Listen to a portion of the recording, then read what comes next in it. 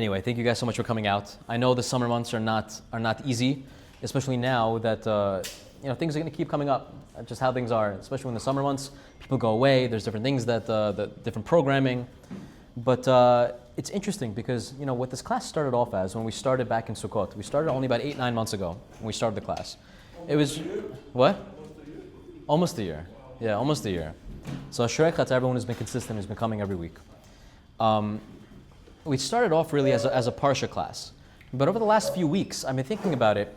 How do we break down a little bit more of the fundamentals?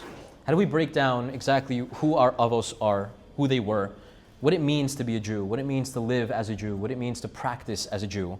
And there's one approach that we can go and speak about this week's Parsha, and there's tremendous depth that we can take from it.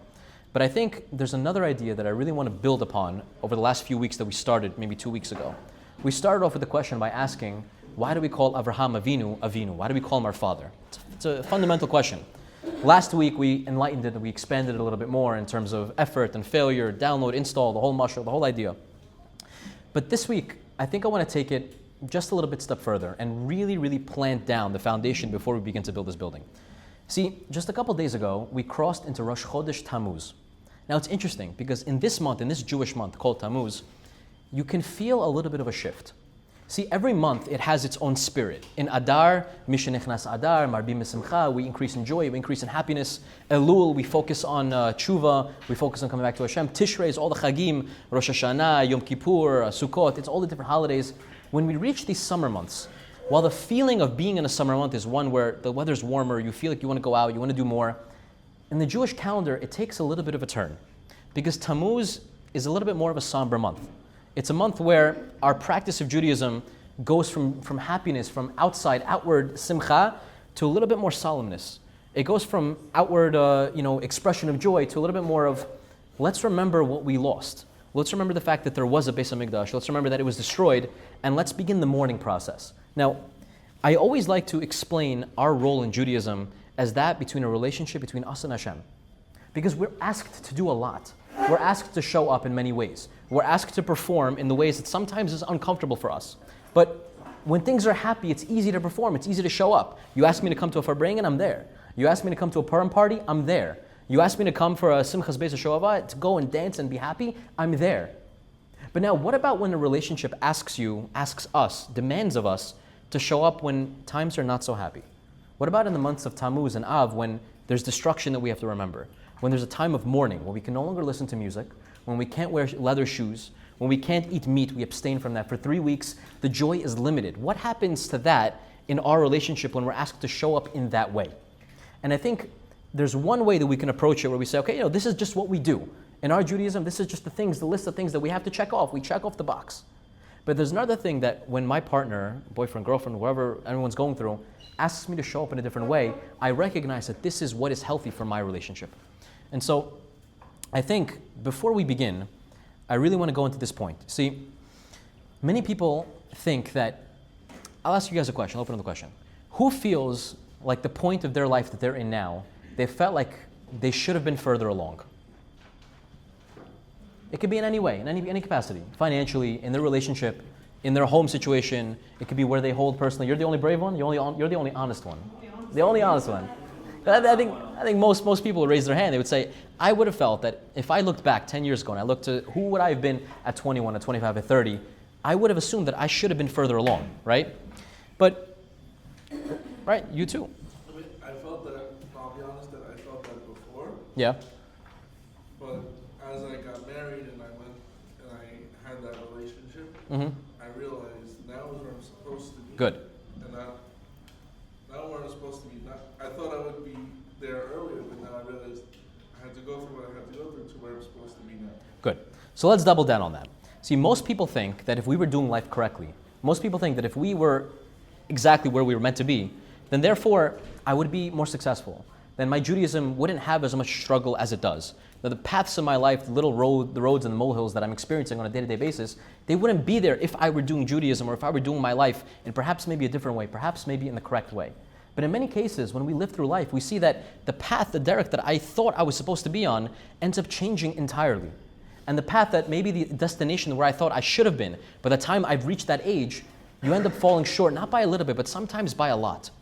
And I want to come in here and say that there's a fundamental principle in Judaism, that Judaism almost never represents plan A. Judaism almost never represents the ideal.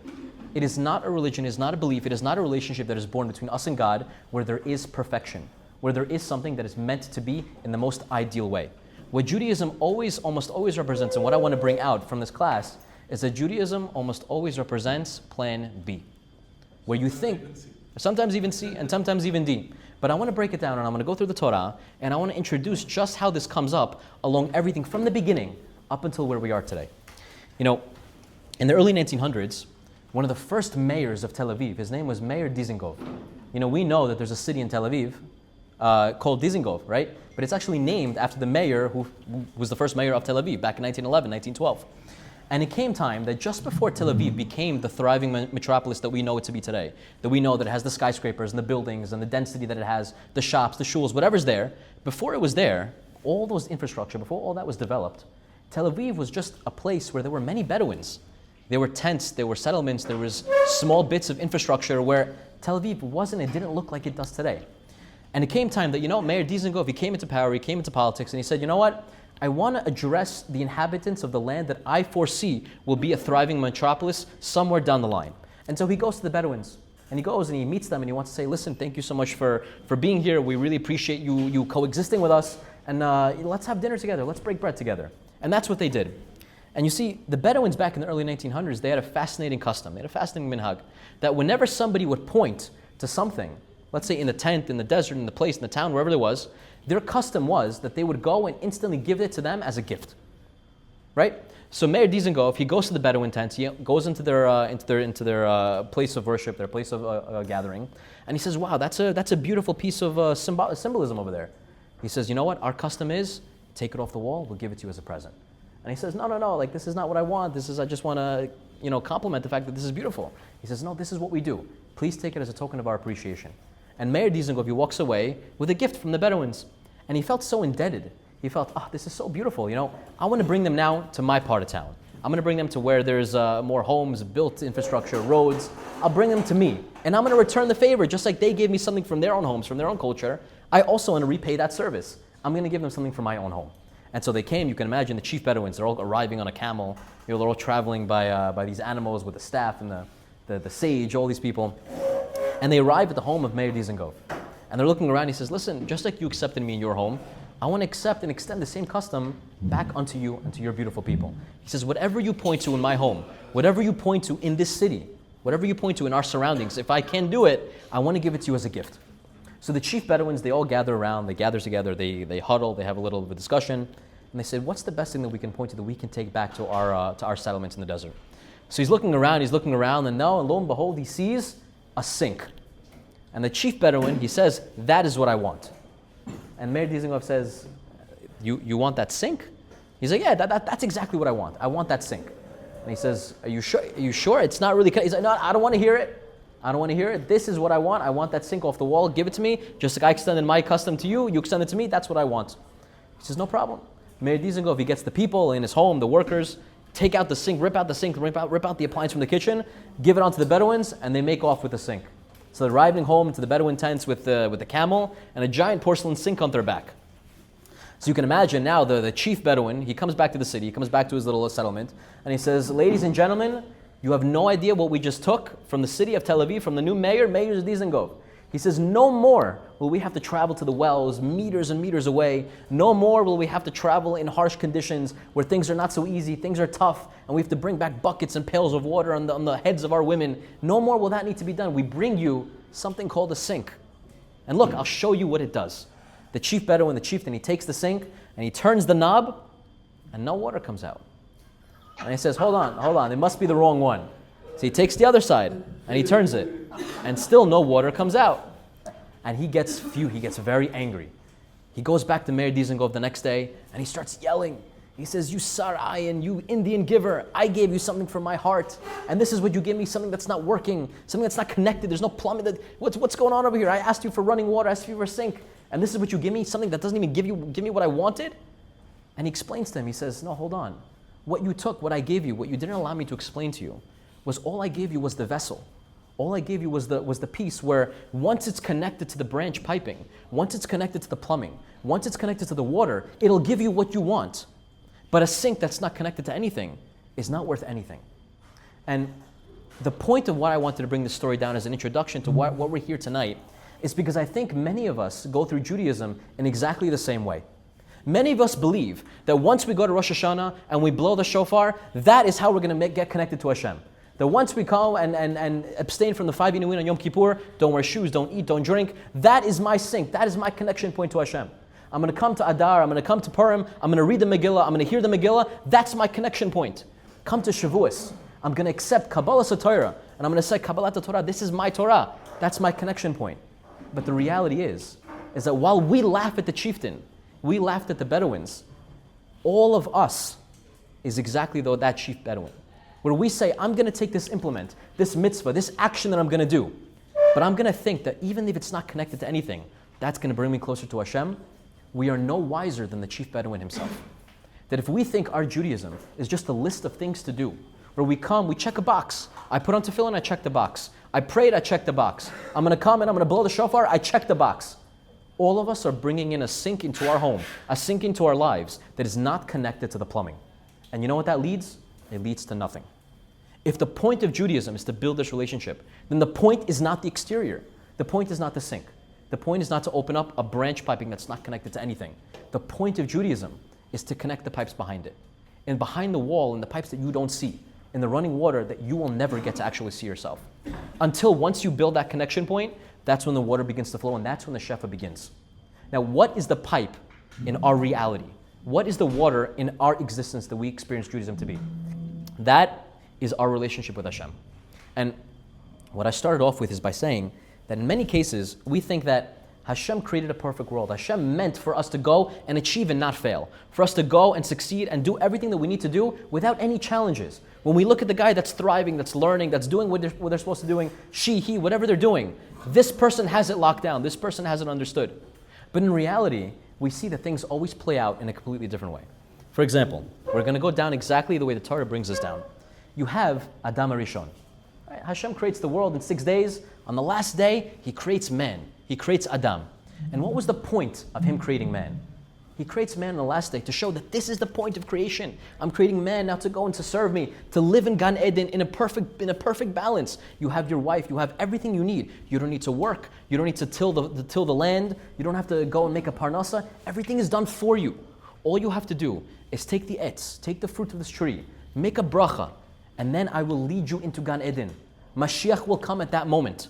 The Beit HaMikdash is going to come down. It'll never be destroyed. That's all I ask you to do. Adam, don't ruin my world. You know, it's like a mashal.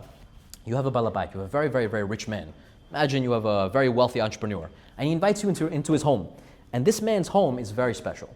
Because this guy, in every one of his rooms, is a different experience. You walk into one room, it's a zoo. You walk into another room, it's a carnival. You walk into another room, it's an oasis with a babbling brook and a waterfall. And the guy says, you have access to all these rooms. But all I ask you, just please don't ruin it. That's all I ask you. Enjoy. Go into every room. I made it for you. Just don't ruin it. And what happens? We go into the room, and then we set the room on fire. And then the whole house burns down. How can you imagine the reaction of this balabait to be? Would he be happy? Would he be angry? Would he be upset? Probably all three. Probably very, very angry. But you can see that the reaction to Adam eating from the Eitz Hadat and Chava eating from the Eitz Hadat, it wasn't like that. Hashem says, you sinned. The point of why I brought you here was to make sure that you did what you needed to do, to make the bracha on the tree, to make the bracha on the etz, and then I will bring you into Gan Eden, everything will be done. But you know what happened? Not plan A, plan B. He says, you know what? Okay, Hashem says, no, don't worry. I'm going to start again with the next generation. I'm going to give you the next generation, Cain and Hevel. Just bring me korbanos, just bring me a sacrifice. Hevel brings a korban, Cain brings a korban, brings a sacrifice. They both bring sacrifices. One of them is accepted, one of them is not. And what happens? The first murder happens. Cain kills his brother. And Hashem says, I don't understand. I gave you another chance. Plan A was that you were supposed to succeed. Bring the sacrifices, do tshuva, bring it again. I'll let you succeed, I'll make it easy for you. Plan B. One brother kills the next. He says, you know what? I'm patient. I'm a patient God. I'm going to wait till Noach. Noach, build an ark. 120 years. But you know what? While you're building it, bring the generation back. Bring them to tshuva. Tell them a little bit about Hashem. Tell them a little bit about me. Bring them closer to me. Do something. What does Noach do? Doesn't manage to bring one person back. What was plan A in this situation? To bring the generation back to tshuva. Hashem destroys the world. Hashem saves no one except for Noach and his family. Plan B. We continue forth. He says, okay, Abraham, I'm going to you. My plan A, just go out. You discovered me at 3. You recognize that I'm here. You recognize that I'm present in your life. Show me something with tests. What does Hashem do? Does he make Abraham's life easy? He gives him a famine. He says, Lech lecha. Sarah, his wife, is captured by Paro, and that's a whole journey into Egypt. They go and they leave the land. Abraham struggles with no children. He has a child finally almost at 100 years old. He leaves again. Then he's asked to go and sacrifice his only son. And the tests, they just keep going and going and going. And while Abraham passes his tests, does Hashem say that this is where the tikkun ends? He says, my plan A is to enter the Jewish nation, to enter the people into paradise, into a relationship with me, where you recognize that what you're doing is not just the robotic moments of doing the mitzvot, but you're building something with me. And so we continue into Egypt. Finally, right? 400 years of slavery was promised to the Jewish nation. Through Avodat Parech and Avodat Kasha and rebuilding mortar, and 10 plagues come. Hashem is trying to take us out, and He does. Through 10 unbelievable miracles, the likes of which the world has never seen, until Mashiach is going to come, Latid Lavo. He takes us out. We cross the Yam Suf. Hashem shows us that there's nothing more miraculous than a saviorship from Hashem Himself. We get to the Har. We end up on Shavuos. What's the point of Shavuos? For us to receive the Torah. Hashem has proven to us again, over and over again, I finally took you out. You're my nation. I want you to be mine. Moshe goes up to the mountain. He receives the 10 Commandments. 40 days later, on Shiva Asar B'Tammuz, when Moshe comes down with the Luchot, what does he see at the bottom of the mountain? The Egel. They're worshiping the golden calf. Again, plan B. Hashem says, what was plan A? I took you out. I showed you. I showed you everything, what I am, and the person, and the being, the Hashem that I want you to have a relationship with. And after all that, it still didn't work. Did Hashem get angry? Did Hashem give up? Yes. Is Hashem's plan A and B, or what's plan A? I'm showing you there's a pattern. And I'm going to get to the point. Because now we're at the second 40-day period. It's like the guy trying to be saved from the flood. I gave you 3 chances to be saved, and Yeah. why didn't you listen? You're right, yeah, it's like that example. So Hashem finally comes down, Moshe comes down, and he sees that they're worshiping the golden calf. He says, if you had just withstood this test, if all you had done is wait maybe just 6 more hours, you'd have received the Torah, Mashiach would have come, I'd have led you into Eretz Yisrael, and everything would have been good. Did plan A succeed? It went to plan B again. Again, Moshe goes back 40 more days, and he begs Hashem, Hashem, please don't destroy the nation. 40 more days up until from the 18th of Tammuz all the way to Rosh Chodesh Elul, another 40-day period, where Moshe is not begging to be redeemed, not begging for an opportunity, but begging for the survivorship of this relationship. We failed, but please don't leave us again. Don't let this be it. He comes back to Rosh Chodesh Elul, and he climbs the mountain again. And Hashem says, I'm going to give you another chance. 40 more days, Moshe is learning the Torah, the new Torah. Now it's the second Luchot. The first Luchot, Moshe came down, he broke on the Shiva Asar B'Tammuz on the 17th of Tammuz. He comes back on Yom Kippur with the second Luchot, the ones that we learn today. This second Luchot, we finally accept, and this is the Torah that we have today. The Torah that we have today is not the first version of the Luchot. It's not plan A. It's the Torah of plan B.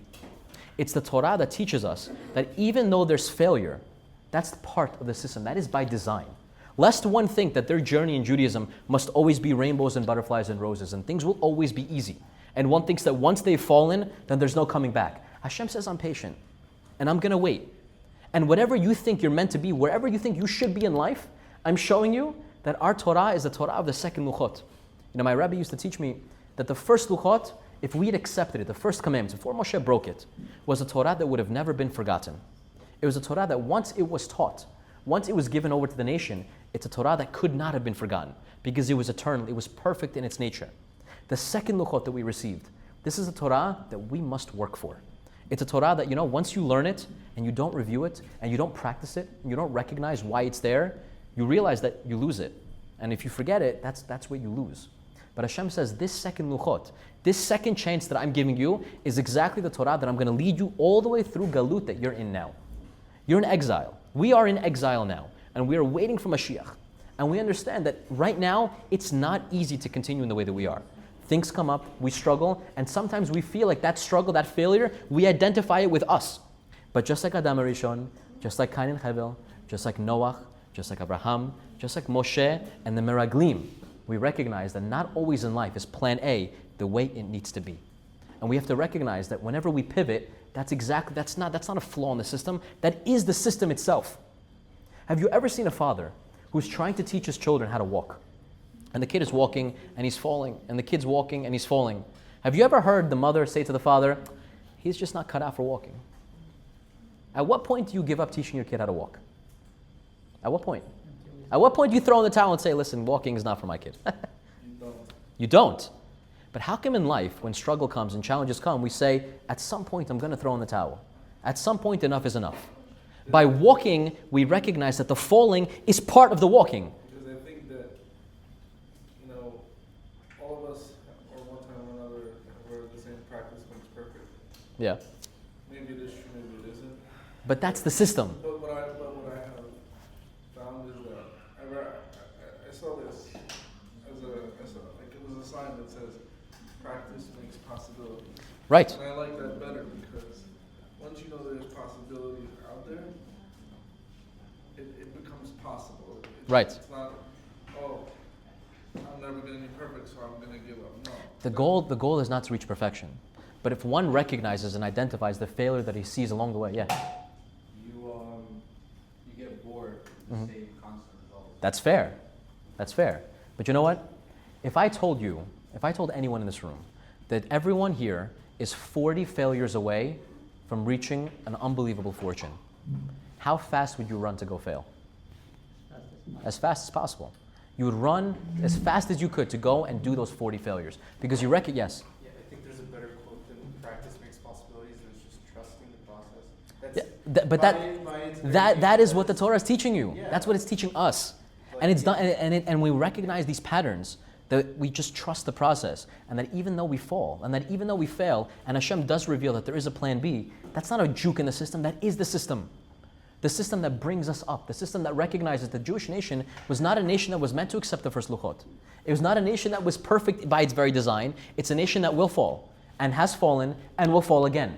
But afal pichen, even though you fall, even though you know that things are tough, and sometimes you wake up in the morning and there's no inspiration, and sometimes you feel like you don't want to daven, and sometimes you feel like you don't want to put on tefillin, and sometimes you feel like this is just not worth it. Hashem recognizes, don't worry, this is the system, trust the process. Recognize that what we're doing here is more than just taking a sink and turning the handle. We're building the pipes. And when you're building behind the wall, that's the process that you don't see. It's one thing that when you're building a building, you can recognize and see the advancement because you see it building up in front of you. But when you're building up a foundation, that's the part that gets buried. That's the part that almost no one ever gets to see the recognition. I was telling someone earlier this week that there's two ways to grow. There's one path of growth where I'm climbing the next step on the ladder, where I'm going up and I'm reaching higher. But there's another way to grow where I stand now, I'm going to plant a deeper foundation. That is also growth. Where I stand is where exactly I need to be. And sometimes the next step for me is not always to do more. Sometimes the next step is not always to achieve and grow and check off another box for another mitzvah that perhaps I ought to be doing. Maybe the next step for me is to solidify where I am now. Because where I am now is exactly where Hashem wants me to be. But not to be stagnant, to be complacent, but to grow from where I am. And to grow from where you are, when your foundation and your roots go deeper, the tree gets taller automatically. But it's not glamorous. It's not a part that you can see, the building's getting bigger. It's the hard work, it's the dirty work. So It's the, in a sense, strengthen the mitzvot. Strengthen the mitzvot. Because once we come to recognize that these mitzvot are not milumadam, they're not meant to just be where Hashem wants us to just take the sinks and say, this is my Judaism. Hashem is saying, connect the pipes. With everything that you practice, with everything that we learn, with everything that we do, what is the point of why we do it? We're recognizing that the whole point is in order to strengthen ourselves and our relationship to Hashem. And who embodied this better than anyone in the Torah, other than Rabbi Akiva? Let's break down the life of Rabbi Akiva. Rabbi Akiva, we know you can't learn a Mishnah, you can't learn a Gemara where Rabbi Akiva doesn't have an opinion. You can't learn a Gemara, Rashi, Tosfot, Rabbi Akiva doesn't have an unbelievable logic svara for why something should be the way it should be. Rabbi Akiva, one of the greatest Tanaim of our history. How did he start? At 40 years old, you had a grown man who didn't know a thing about Judaism. At 40, he didn't know Aleph Bet, he didn't know how to read, he didn't know how to read a Chumash, he didn't know how to read a Mishnah, didn't know how to read a Gemara, knew nothing. And he hated rabbis. The Gemara even says, He says, if you bring me a Talmid Chacham, you bring me a Rav, I'm going to bite him like a donkey. Says the Gemara, why? Why like a donkey? Because when a dog bites, a dog, he bites on the surface level, he'll bite the skin. But when a donkey bites, a donkey crushes to the bone. He says, for me, the rabbi, it's not for me. The rabbi is not for me. You take a guy like this and you look at him and you say, this guy has no hope. A guy like this, 40 years old, but in many cases, once a person reaches 40, once a person reaches 30, whatever it is, he's stuck in his ways. It's very hard to change a person fundamentally once a person reaches a high enough age. All intents and purposes, you look at Rabbi Akiva, that ship has sailed. Comes along one girl, her name is Rachel, tzedeket of a girl, daughter of Kalba Savua. She says, hold on, this guy Akiva, I see something in him. And she says, you know what? I'm the daughter of one of the richest men in all of Yerushalayim. And I'm going to take this guy Akiva, and I'm going to take him as a husband. Even at the behest of her husband, of her father, who said, if you take him, you take this Am Haaretz, I'm writing you out of my will. All this money, all this wealth, if you take Akiva, he doesn't know any Torah, you're out of the will. It's done. Rahel says, I'm going to take the chance. I know that he has it in him. And he says, you know what? I'm going to do it. And at 40 years old, he sits in the classroom learning Aleph, Bet, Vet, right? With all the little kids. You can imagine how demoralizing is that? Even us at an older age, when we're learning something new, we see that there are kids, 11, 12, 9, 4 years old, that are running through Mishnah. It's like, how do these kids know these things? You imagine a man of 40 years old learning Aleph, Bet in kindergarten, but it doesn't stop him. He's learning, and he's steiging, and he's growing. And Rabbi Akiva was one time passing by a stream of water, drop by drop, and he saw water was falling onto this hard rock. And he says, after many times of passing by, he says, look what's happening over here. This one drop of soft water is eventually making a crater. It's making a hole in this hard rock. He says, if water can make a hole in a rock that's hard, surely Torah can make a hole in my heart that's also hard. And he started learning. It started softening him.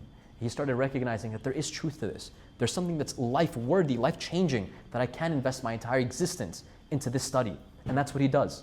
He ends up becoming one of the greatest Tanaim that the world has ever seen. And how many students does he amass? 24,000 students. You can imagine a rabbi who has a class, maybe 5, 6, 7 people come. It's nice, it's impressive. But you have one rabbi who amasses 24,000 students. Kal v'chomer, how much more impressive is that? We think that the greatest accomplishment of Rabbi Akiva was becoming Rabbi Akiva at that point. We think that, he started at nothing. He was a no man. He was a no name. He became Rabbi Akiva. He got 24,000 students. We think that's his greatest accomplishment. But I'm here to say that Rabbi Akiva had another big struggle, one of the most cosmic, impossible challenges that he had to overcome. He went through and he overcame it. You know what that struggle was? The death of his 24,000 students. You can imagine, after teaching, after investing his life into these students and teaching them all the secrets of the Torah, everything that the Torah has to offer, who Hashem is, what part He plays in their life. One day, funeral,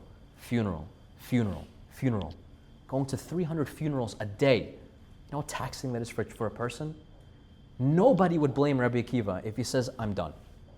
If he says, at this point, I can't take it anymore. I did what I had to do. I grew. My plan A, I tried everything. I gave up my life. Plan A didn't work, Hashem, it's not in the cards. What does he do? Plan B. I'm going to start again with 5. Rabbi Akiva takes on 5 new students. And with these 5 new students, the second Luchot of the Torah, the entire Torah that we have today, is disseminated from these 5 students. We can say, look at him. He started nothing, he became the greatest that he ever was. But the biggest decision was not the fact that he became so great. The biggest decision was that he saw failure. He met it face to face. He looked it in the eye and he says, this does not define me. He says, this is not who I am. Because it's one thing to burn down. It's one thing to make your house and it's burned down to the ground from ashes. But the decision that we have to face is always one. Do we say that this house that used to stand beautifully tall now remains ashes? Or do we say that I can become the phoenix that's reborn from those ashes? Failure, it's inevitable. It's part of the system. But if we meet failure like a brick wall, how does it make us feel? If we look at failure as this is just who I am, then we're going to meet it like it's a dead end. But if we say, no, hold on, failure is just part of the system. Every time I fail, I'm getting closer to success. I'm only 3 feet from gold. I'm 40 failures away from a tremendous success. This is the way Hashem wants us to look at the Torah. Every part of the way Hashem says, look, my plan A didn't work out. But look, there's always a plan B. There's always another way that can get you to the same place, to get you to the greatness. And how we see the end of Shas, and the Gemara says like this. Rabbi Akiva was walking with a few Tanaim, with a few of his scholarly colleagues. And they went and took a trip to Yerushalayim. And they saw the destruction of the Beit HaMikdash. And all his colleagues, all his rabbis, all the rabbis in the Gemara, they start crying. They say, look at this building, look at this Beit HaMikdash. It used to stand so beautifully tall. And they begin to cry. And Rabbi Akiva, what does he do? He starts to laugh. So they ask him, they say, I don't understand. Why are you crying? And the other rabbis, they likewise say in opposition, Rabbi Akiva, why are you laughing? He says, we're crying because look, the Beit HaMikdash is destroyed. Hashem has no physical presence in this world anymore. He says, but Rabbi Akiva, why are you laughing?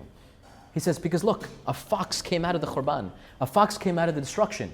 And that's exactly like what the Navi said. That's exactly what the Prophet says. That after the destruction, we're going to see this animal. It's going to be life. It's going to come out from the destruction. And that means we're getting closer to Mashiach coming. You other rabbis, you saw destruction. You saw failure. You know what I see? That we're close to the end. I see that we're going to build back. We're going to come back. And we're going to go stronger than we ever were. And we're close to that. Rabbi Akiva, for what everyone else saw as a dead end, he saw as an opportunity to regrow. This is who Rabbi Akiva was. He embodied this Torah of the second Luchot. This is the Torah that we practice today. Our Torah was not given to a perfect people. It was not given to a people that did not make mistakes. We had miraglim, we had spies, we went against Hashem, we complained, we went into the desert after seeing all the miracles and still challenged God and said, God, this is not good for us. We wish we were back in Egypt. We had Noach, we had Adam. For every path that we thought was meant for us, Hashem says, that's not what's meant for you. And the biggest lesson that we take from this is the Torah that we practice today is not one of perfection. It's not one that we can go to the store, buy the mitzvah, perform it, and pretend like from this I'm building my Judaism. That from just doing the things and checking the boxes, I'm building myself as a Jew, I'm getting closer to Hashem. But to recognize that this is a fallacy. To recognize that the true growth, the true building, is always in the growth that you don't see. It's always in the foundation work that always gets buried. It's recognizing that even in the month of Tammuz, if this relationship with Hashem asks of me to show up differently, where I'm not happy, where I'm not showing b'simcha, but I'm sitting on the floor and I'm mourning the destruction of the Beit HaMikdash because it's Tammuz, because Av is coming, and that's what Hashem wants from me, I'm doing it because that is what builds those pipes. That is what builds the relationship that Hashem wants us to grow in all the Judaism that we are here to build with. Lest we think that it's just checking boxes. Hashem is going to say, hold on, where's the building that you've built? And we're going to say, Hashem, look at all the mitzvahs I did. Hashem's going to say, yeah, I see all that you did, but where's all that you built? And those are two very different things. When we get married, it says we should build a bayit ne'eman b'Yisrael. We should build a bayit. It's one thing to just buy it. It's one thing to walk into it. It's one thing to squat in it. But it's another thing to building it. Building takes destruction. Building takes work. Building takes failing. Building takes very, very hard and tedious self-work. That is the Torah of today. On Shavuos, it wasn't just about receiving a perfect luchot. When Moshe broke it, he was giving us a musar.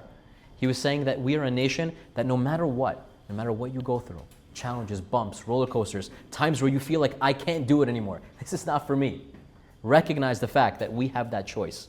Are we going to stay down or are we going to build back higher? So B'ezrat Hashem, we should be zocheh that as we grow in our Torah, as we grow in our Judaism, through every stage of the life, through every stage of our learning, through every stage of our growth, to recognize and ask ourselves the question, am I just here to check a box or am I here to connect the pipes? And even if it's small, even if I'm tightening, even if I'm just connecting a small part of it, recognize that even the smallest little bit that I'm connecting and tightening the bolts on is what's going to lead the water pressure and that flow, that connection to the highest heights that we deserve, that Hashem wants us to have. That is what it means to build a relationship with Hashem. We should be zocheh. Hazak Baruch.